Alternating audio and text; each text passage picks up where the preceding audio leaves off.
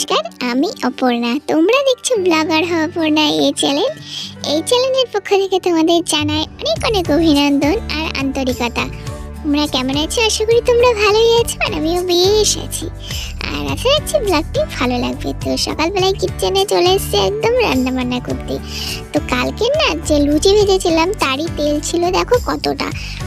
তো তাই ছাকা তেলে সব কিছু ভেজে নিচ্ছি। সচরাচর তো তেলটা ইউজ করা হয় কম, তো সেই জন্য আজকে দেখলাম কড়াই যখন এত তেল আছে, আজকের দিনটা একটুখানি অ্যাভয়েড করি স্বাস্থ্যটাকে। তো কি করব, মনও তো বাঁধছে না না। তো দেখো তাই ছাকা তেলে ভেজে নিলাম এই কুমড়োগুলো। আর এরকম চাক করে কুমড়ো খেতে কে ভালোবাসো আমাকে অবশ্যই কমেন্টের মাধ্যমে জানাবে। আমার তো খুব ভালো লাগে। তো যাই হোক, কুমড়োগুলো ভেজে তুলে নিলাম। তারপরে যে মাছ নিয়ে এসছে, রুই মাছ, হাওড়া রুই। আর রুইয়ের মধ্যে আমার না হাওড়া রুইটাই ভালো লাগে, কি জানি কেন। আর হাওড়া রুইয়ের তো ল্যাজটা আমি পুরো ফ্যান।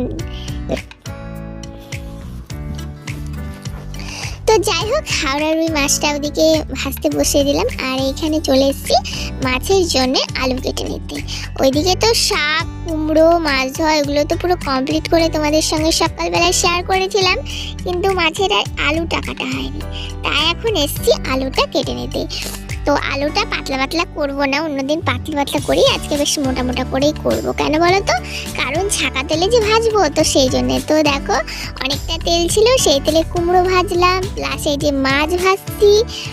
আর মাছ ভাজার পরে আলুগুলোও ভেজে নিয়েছি, এবং আলুগুলো ভেজে তারপরে যে তুলে নিয়েছি ছাকা তেলে। তারপরে কি করেছে, এতটা তেল ছিল যে আরও কিছুটা পরিমাণ তেল আমাকে তুলে রাখতে হয়েছে বাটিতে। তো দেখছো মাছ ভাজার পরে এতটা তেল আছে। এবার আলুটা ভেজেছিলাম যেই কাজ সেই ছিল। তো যাই হোক, সেই তেলগুলো তুলে রেখে তারপরে আমি শাকটা ওই তেলেই ভেজে নিয়েছি। নেক্সট দিন অন্য কিছু ভাজা পোড়া করা যাবে। তো তেল আছে বলে, ছাকা তেলে ভেজেছি বলে যে সব তেলে একদম রান্না করে দেবো সেটা কিন্তু নয়। আর পোড়া তেলে না রান্না করলে খুব একটা ভালো লাগে না, এই ভাজা পোড়াগুলোই ভালো লাগে, আদার্স ভালো লাগে না। তো দেখো এইভাবে আমি ঝান্নাতে করে ছেঁকে ছেঁকে তুলে নিচ্ছি, যেহেতু অনেকটা তেল দিয়ে ভেজেছি। এবার তেল তো এর সঙ্গে থেকেই যাচ্ছে বা উঠেই যাচ্ছে, তো যতটা পারলাম এভাবে ছেঁকে ছেঁকে নিংড়ে তুলে নিলাম। তো তোমাদের যদি আমার মতো কম তেলে খাওয়ার অভ্যাস থাকে, তো তোমরা এইভাবে আমার মতন ব্যবহার করতেই পারো। তো দেখো এই যে বললাম একটু আগে যে তারপরে শাকটা বসিয়ে দিয়েছি, তো পুরা তেলেই শাকটা করে নিচ্ছি। আর ভয়েস দিতে গিয়ে বন্ধুরা এত মশা, কি বলবো, ঘরের মধ্যে লেপের মধ্যে ঢুকে ভয়েস দিচ্ছি। কেন বলো তো, সাইডে গান বাজছে, বিয়ে আছে, কীর্তন আছে, অনেক কিছু আছে। তো যাই হোক, সেই জন্যে গান বাজছে, তো তাই লেপের মধ্যে ঢুকে ভয়েসটা দিচ্ছি। জানি না তোমাদের কানে আমার ভয়েসটি আসবে না গানের মিউজিকটি আসবে, না কপিরাইট ক্লিপ আসবে। তো যাই হোক, সেই দিকে খেয়াল রেখে লেপের মধ্যে ঢুকে ভয়েসটা দিচ্ছি। আর মশার খুব আমদানি বন্ধুরা, কি বলবো। বিকাল থাকতে থাকতে আমি চেষ্টা করি ভয়েসটা দিয়ে দেওয়ার, কিন্তু একদম মশা চলে আসে। কোথা থেকে যে এত মশা আসে বুঝতে পারি না। তো যাই হোক, শাকটা ভেজে তুলে নিয়ে যে মাছের ঝোলটা করে নিচ্ছি। এতে পেঁয়াজ, আদা, রসুন সব কিছুই পেস্ট বানিয়ে নিয়েছি মিক্সচারে দিয়ে। যে আলুটা ভেজে তুলে নিয়েছিলাম সেইটা কষিয়ে নিয়ে এখন আলুগুলো দিয়ে একটুখানি কষিয়ে নেব। তো এই যে আলুগুলো দিয়ে একদম ভালোভাবে কষে নিচ্ছি, যাতে আলুটা না তাড়াতাড়ি সেদ্ধ হয়ে যায়, যেহেতু একটু মোটা মোটা করে কেটেছি। আর এই মাছে না এইভাবে বিশেষ করে হাওড়া রুইয়ে যদি পেঁয়াজ রসুন দিয়ে না রান্না করে ভালো লাগে না। অন্য মাছ বা তাজা মাছ সেগুলো পাতলা টেলটেলে ঝোল করলে না ভালো লাগে, কিন্তু এই হাওড়া রুই কিন্তু ভালো লাগবে না। এগুলো চালানি মাছ, তো একটু পেঁয়াজ রসুন দিয়ে কষিয়ে রান্না করতে হয়। তো দেখো ঝোলটা দিয়ে দিলাম, তারপরে মাছগুলো দিয়ে দিলাম সঙ্গে সঙ্গে। আর আলু তো হাফ সেদ্ধ হয়েই গেছে, যেহেতু অনেকটা তেল দিয়ে ভেজেছি তাই।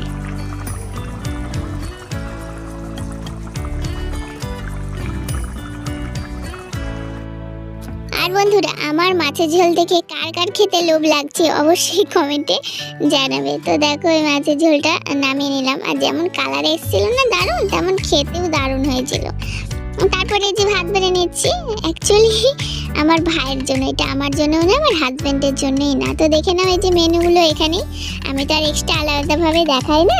তো তাই এখনই তোমাদের সঙ্গে শেয়ার করলাম। আর তারপরে এই যে আমার ছেলের কীর্তিকলাপ দেখো, এত দুষ্টুমি করে না, সঙ্গে সঙ্গে যদি না দেখতাম সব জল এখানে ট্যাপ চালিয়ে ফেলে দিত।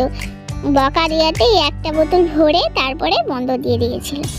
আর তারপরে এই যে আমার ভাইকে খেতে দিয়ে দিয়েছি, তো শশা চাইলো, তাই শশাটা দিয়ে আসছে। এই যে আমি আগের দিন তো এসছি তোমাদের বলেইছি, তাই আজকে এক ঝলক দেখিয়ে দিলাম। আর তারপরে এই যে বিছানাগুলো কাচতে হবে, যেহেতু আমার মা ক্যান্সার স্পেশালিস্ট, তো সেই জন্যে এই বিছানা কাঁথাগুলো না আমার মা চলে যাওয়ার পরে আমি কেচে ধুয়ে তারপরে তুলে রাখি। জানি না যে কাটলেই যদি জীবাণু যেত তাহলে আর মানুষ সব কিছু ধুয়ে সাপই করে দিত, তা কিন্তু না। কিন্তু কিছুটা জীবাণু যায়, কিছুটা থেকে যায়। তো যাই হোক, নিজের মনে শান্তির জন্য এগুলো কাচাকুচি করা, আর কিছুই না। তো দেখো এই এবার গরম জল দিয়ে কাচবো, তাই গরম জলটা করে নিয়েছি। আর কেন বললাম বলো তো, নিজের মনের শান্তির জন্য বলি তোমাদের।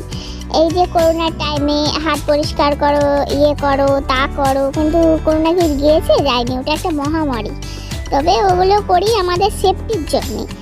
ঠিক সেরকমই এই যে কোনো জিনিস, কেন বলি বন্ধুরা তোমাদের বুঝিয়ে বলি, এই যে সবজিতে মানুষ বিষ সার এগুলো ইউজ করে, সেগুলো নাকি আগুন জলে ফোটালে বা রান্না করলে নাকি যদি বিষটা চলেই যেত, তাহলে তো মানুষের খেয়ে ক্ষতি হতো না, না? তাহলে কেন মানুষের ক্ষতি হতো? এই যে সেদ্ধ করে রান্না করছি আমরা, তার মানে তো বিষটা নিশ্চয়ই চলে গেছে।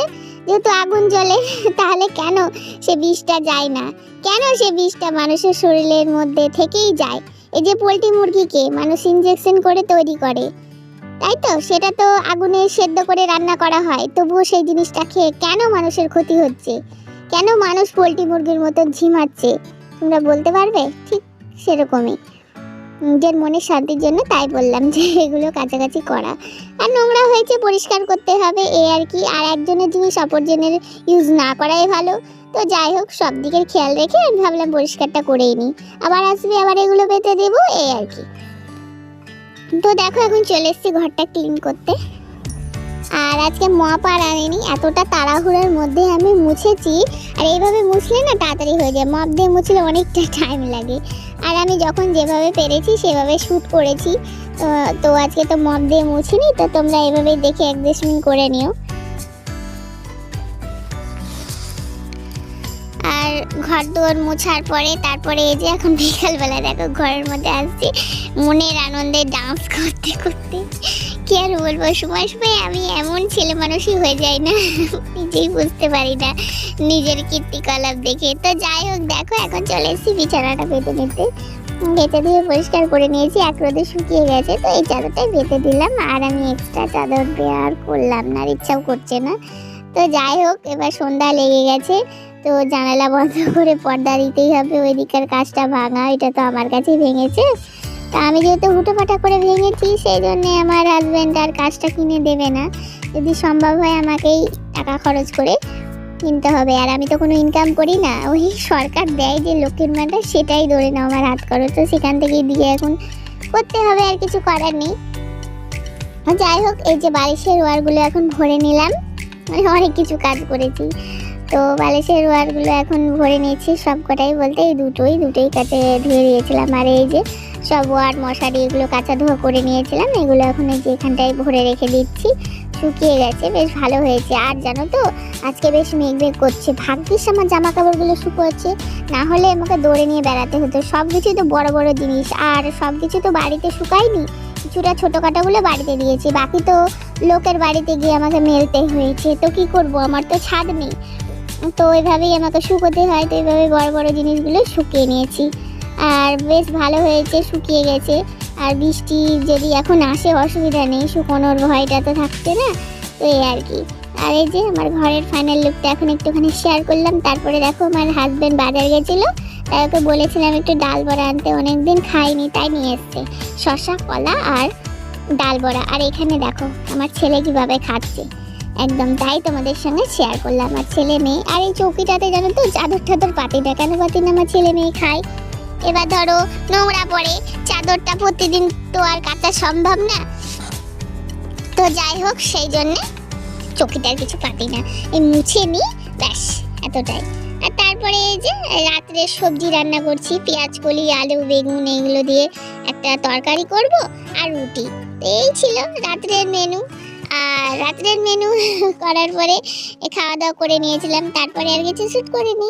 তাহলে বন্ধুরা প্রতিদিনের মতো আবার বলছি, যদি আমার ভিডিওর কোনো অংশ ভালো লেগে থাকে অবশ্যই লাইক কমেন্ট শেয়ার করে দেবে।